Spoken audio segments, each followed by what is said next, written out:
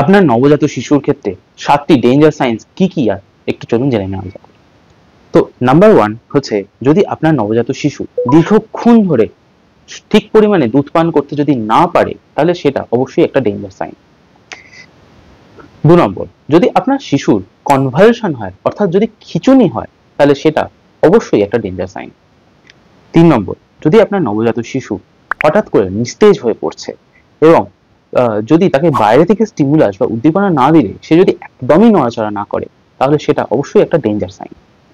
4 নম্বর, যদি আপনার শিশুর শ্বাস প্রশ্বাসের গতি অত্যন্ত বেশি হয়, অর্থাৎ সে যদি প্রতি 1 মিনিটে 60 বারেরও বেশি যদি শ্বাস প্রশ্বাস নিচ্ছে, তাহলে সেটা অবশ্যই একটা ডেঞ্জার সাইন।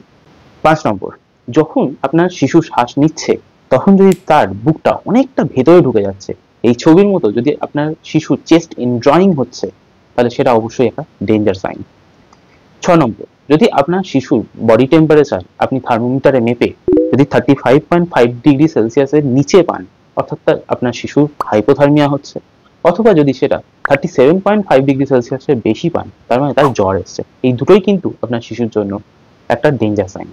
7 নম্বর, যদি আপনার শিশুর ক্ষেত্রে আপনি লক্ষ্য করেন যে আপনার শিশুর হাতের তালু এবং পায়ের তল যদি হলুদাভ দেখাচ্ছে, অর্থাৎ হলুদ রঙের দেখে মনে হচ্ছে, তখন সেটা অবশ্যই একটা ডেঞ্জার সাইন, কারণ হয়তো তার জন্ডিস হয়েছে।